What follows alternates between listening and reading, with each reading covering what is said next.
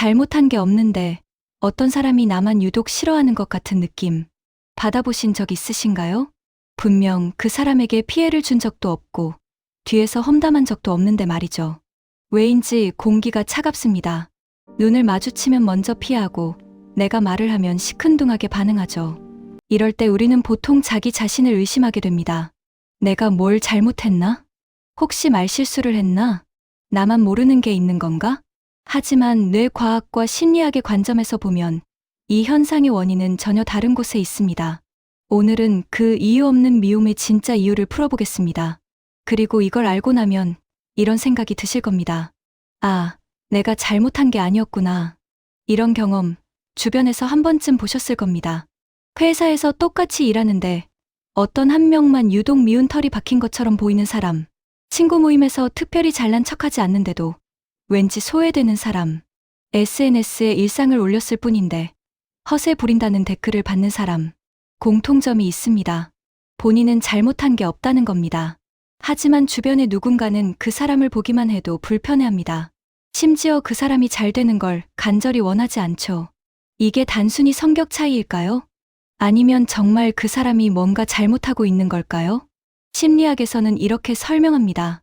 이유 없는 미움은 사실 이유가 있습니다. 그런데 그 이유는 당신에게 있는 게 아니라 상대방에게 있다는 겁니다. 첫 번째 이유는 바로 거울 뉴런입니다. 인간의 뇌에는 거울 뉴런이라는 신경세포가 있습니다. 이 세포는 타인의 행동을 관찰할 때 마치 내가 그 행동을 하는 것처럼 뇌를 활성화시킵니다.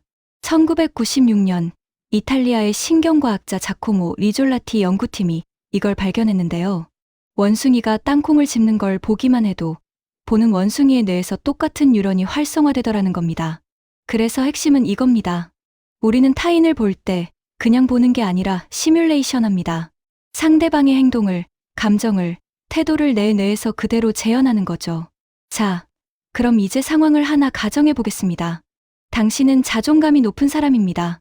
억지로 웃지 않고 하기 싫은 걸 거절할 줄 알고 당당하게 자기 의견을 말합니다.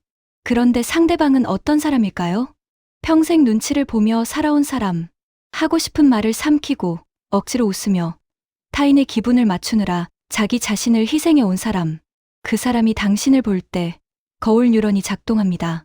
당신의 당당함이 그 사람의 뇌에서 시뮬레이션 되는 거죠. 그런데 문제는 그 사람은 그걸 실제로 할 용기가 없다는 겁니다.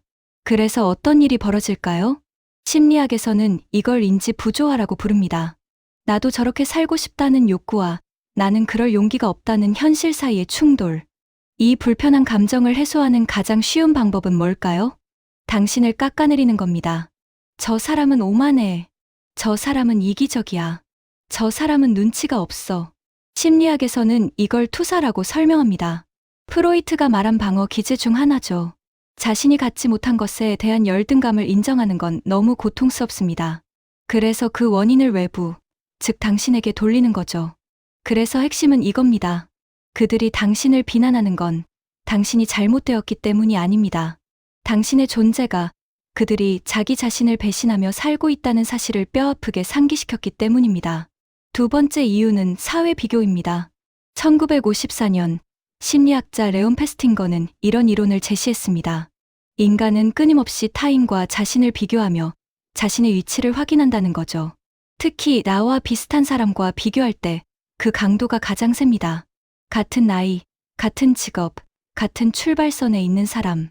자, 이제 당신이 성장하기 시작한다고 가정해 보겠습니다. 예전에는 그들과 비슷한 수준이었는데 어느 순간부터 당신이 달라집니다. 더 나은 옷을 입고, 더 명확하게 생각하고, 더 좋은 결과를 내기 시작하죠. 당신이 꿈을 꾸고 노력하는 단계, 즉 아직 결과가 나오지 않았을 때는 괜찮았습니다. 그때까지 당신은 그들에게 위협이 아니었으니까요. 하지만 당신이 실제로 성과를 내기 시작하면 상황이 달라집니다. 2009년 일본의 신경과학자 타카하시 히데이코는 흥미로운 연구를 발표했습니다. 사람들이 자신과 비슷한 타인의 성공을 볼 때 뇌의 어떤 부위가 활성화되는지 관찰한 건데요. 놀랍게도 전방 대상 PGRACC라는 영역이 켜집니다. 이 부위는 신체적 고통을 느낄 때 활성화되는 영역과 동일합니다. 그래서 핵심은 이겁니다. 당신의 성공은 그들에게 실제 고통으로 느껴지는 겁니다. 말 그대로 아픈 거죠. 여기서 흥미로운 점이 있습니다. 개잡이통의 원리 들어보셨나요? 개들을 통에 넣으면 한 마리가 밖으로 나가려고 할 때 다른 개들이 다리를 잡아당겨 끌어내립니다. 사람도 마찬가지입니다. 집단은 본능적으로 현 상태를 유지하려는 경향이 있거든요. 심리학에서는 이걸 집단 항상성이라고 부릅니다. 너 변했어. 이 말 들어보신 적 있으신가요? 이건 사실 이런 뜻입니다. 너 왜 우리랑 똑같이 평범하게 살지 않는 거야? 당신의 성장은 그들에게 침묵의 질문을 던집니다. 너는 지금까지 무엇을 하고 있었니? 이 질문에 정직하게 대답할 용기가 없는 사람들은 당신을 다시 자신들의 수준으로 끌어내림으로써 그 불안을 해소하려고 합니다. 그래서 핵심은 이겁니다. 주변 공기가 차가워지고 농담이 사라졌다면 그건 당신이 잘못된 길로 들어선 게 아닙니다. 당신이 그들의 통제를 벗어나 더 높은 곳으로 이동하고 있다는 신호입니다. 세 번째 이유는 진정성입니다. 성공은 질투를 부르지만 진실됨은 공포를 부릅니다. 심리학자 칼 융은 인간의 무의식 속에 억압된 어두운 면을 그림자라고 불렀습니다. 사회화 과정에서 우리는 솔직함, 날것의 감정, 개성을 억압하고 그림자 속에 숨기게 되죠. 현대 사회는 거대한 연극 무대와 같습니다. 대부분의 사람들은 페르소나, 즉 사회적 가면을 쓰고 살아갑니다. 괜찮지 않아도 괜찮은 척, 즐겁지 않아도 즐거운 척, 동의하지 않아도 동의하는 척. 이건 막대한 에너지가 소모되는 감정 노동입니다. 그런데 어느 날 당신이 나타납니다. 가면을 쓰지 않은 맨 얼굴로 말이죠. 당신은 억지로 웃지 않습니다. 기분을 맞추려 빈말을 하지 않습니다. 자신의 생각과 감정을 솔직하게 표현합니다. 이런 진정성은 가면을 쓴 사람들에게 극도의 불안감을 줍니다. 당신의 솔직함은 그들이 애써 숨겨둔 그림자를 자극합니다. 가식적으로 연기하며 살아가는 자신들의 모습이 당신의 투명함 앞에서 너무나 초라하게 느껴지는 거죠. 당신의 존재는 그들에게 이렇게 말하는 것과 같습니다. 연기를 멈춰도 괜찮아. 하지만 그들은 가면을 벗을 용기가 없습니다. 그래서 어떻게 할까요? 당신에게 라벨을 붙입니다. 너무 진지하다. 특이하다. 분위기를 깬다. 그리고 당신을 배제시키려 합니다. 심리학에서는 이렇게 설명합니다. 거짓 속에 있는 사람들에게 진실은 언제나 불편한 법입니다. 빛이 강할수록 그림자가 짙어지는 것과 같은 이치죠. 자, 여기까지 정리해 볼게요. 이유 없이 당신을 미워하는 사람이 있다면 세 가지 이유 중 하나입니다. 첫째, 당신의 자존감이 그들의 열등감을 자극했습니다. 둘째, 당신의 성장이 그들에게 고통으로 느껴집니다. 셋째, 당신의 진정성이 그들의 가면을 위협합니다. 그래서 핵심은 이겁니다. 이건 당신 잘못이 아닙니다. 많은 분들이 어떻게 하면 오해를 풀고 다시 예전처럼 지낼 수 있을까를 고민하시는데요. 여기서 우리는 관점을 완전히 뒤집어야 합니다. 질문이 잘못됐습니다. 진짜 질문은 이거여야 합니다. 내가 올바른 방향으로 가고 있다는 걸 어떻게 확인할 수 있을까? 그 답이 바로 이유 없는 미움입니다.